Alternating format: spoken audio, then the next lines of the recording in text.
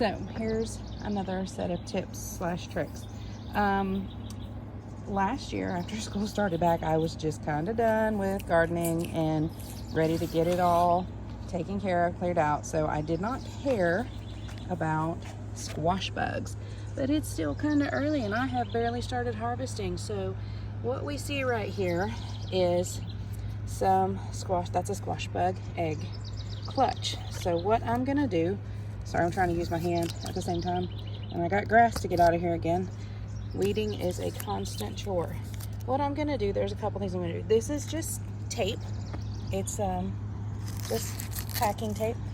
Actually, it's like masking tape, painter's tape. So I'm gonna attach it to that clutch of eggs. I removed a few, and you'll have to do this a few times, but you want those eggs pulled off. And again, it's just removing a few at a time, but it is removing the eggs. And then you can, I'm probably gonna throw them in the fire. You don't want these hatching. And then what I'll do after that, I've got a spray bottle here with soapy water, and I'm just gonna spray down my leaves to keep the squash bugs from being attracted. Once I get all of the eggs off of there, I will spray down the rest of the leaves and check my other squash plants too, because I have, these are zucchini, and then I have pumpkins, and I have yellow squash. So squash bugs will eat all of that, and trust me, they will eat it down so fast, it's unbelievable. So I'm trying now to get rid of them so that I don't have to worry about it in a couple weeks when I really start having squash and zucchini, and pumpkins aren't ready yet, but the other stuff will be just going like crazy. So this breakdown of this is about 2 tablespoons of dish soap to a gallon of water. And obviously this is not a gallon, but I poured it in here. So anyway, hope you find that helpful. Another thing you're going to want to be careful about when you do this, if you see eggs on the top side of your leaves, you're probably going to find them on the underside for sure. So if you notice a clutch, start checking the bottom of your leaves as well, because they really like to lay a lot of eggs. That's probably not the only clutch you will find on your leaves. So far I'm looking good, but I'm not gonna, aha, see? You see that? I got a lot of eggs to remove, and I will keep going at it with the tape. So all of that tape is full of eggs from one of my plants, and then there's just like these 2 pieces on top are from another plant. But I did find and kill a bug in the process of laying eggs.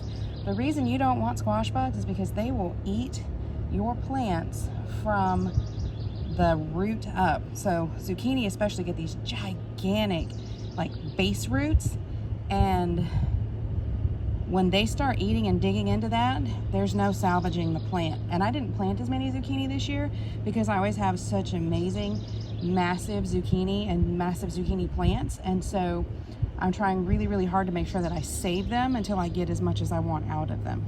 Anyway, fingers crossed. I'm gonna have to keep on top of the squash bug thing. Another thing that I like to use that I'm out of, and I'm gonna have to order some more, is diatomaceous earth. It is wonderful. It is non-chemical, and it really helps get rid of the bugs. So, a couple of tricks for you. Okay, I just want y'all to see how good this plant is looking now. Please ignore the fact that there's a volunteer tomato plant there and there. They'll be fine.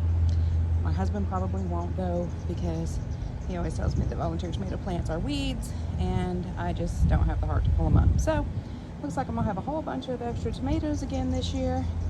But hey, I made a couple $100 selling tomatoes for $1 a pound last year, so there's that. But anyway, back to the squash.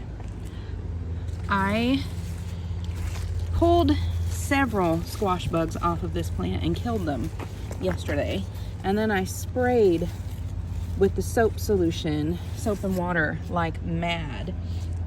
And I just want you to see how glorious this is and how it's standing up so tall. And I think I got most of the eggs off of here too.